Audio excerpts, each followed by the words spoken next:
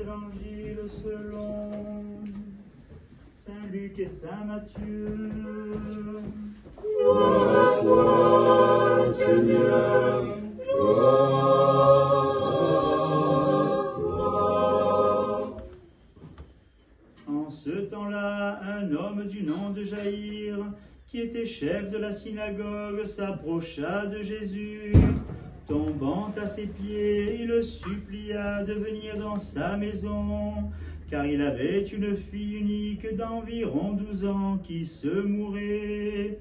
Et comme il s'y rendait, les foules le serraient à l'étouffer. Or une femme atteinte d'un flux de sang depuis 12 années, et qui avait dépensé tout son avoir en médecins, sans que nul d'entre eux ait pu la guérir, s'approcha par derrière et toucha la frange de son manteau. Et à l'instant même, son flux de sang cessa. Et Jésus dit, qui m'a touché? Comme tous s'en défendaient, Pierre et ses compagnons lui dirent, Maître, la foule t'entoure et te presse, et tu demandes qui m'a touché.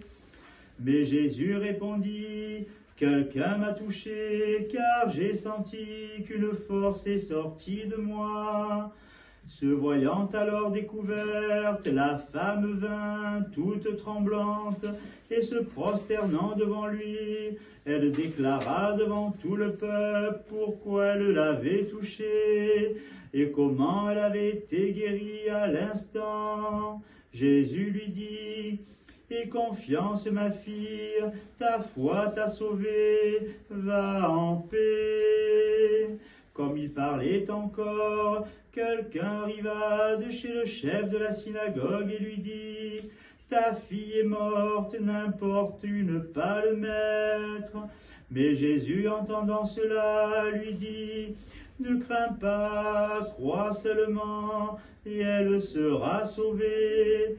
Arrivé à la maison, il ne laissa personne entrer avec lui, si ce n'est Pierre, Jean et Jacques, ainsi que le père et la mère de l'enfant.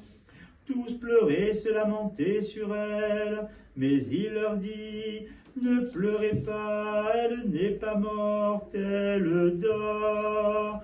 Ils se moquaient de lui, sachant qu'elle était morte. Mais lui, les ayant tous fait sortir, prit sa main et l'appela en disant, enfant, lève-toi. Et son esprit revint, et elle se leva à l'instant même. Alors il ordonna de lui donner à manger. Ses parents furent saisis de stupeur, mais il leur prescrivit de ne dire à personne ce qui était arrivé.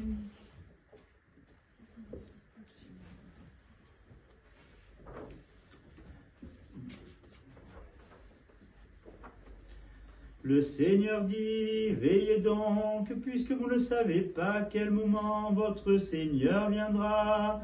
Sachez-le, si le maître de la maison savait à quelle heure le voleur allait venir, il veillerait et ne laisserait pas percer sa maison. C'est pourquoi vous aussi, tenez-vous prêts, car le Fils de l'homme viendra à l'heure où vous ne l'attendez pas. Quel est donc le serviteur fidèle et avisé que son maître a établi sur les gens de sa maison pour leur donner la nourriture en son temps? Bienheureux ce serviteur que son maître à son arrivée trouvera agissant ainsi. En vérité, je vous le dis, il l'établira sur tous ses biens.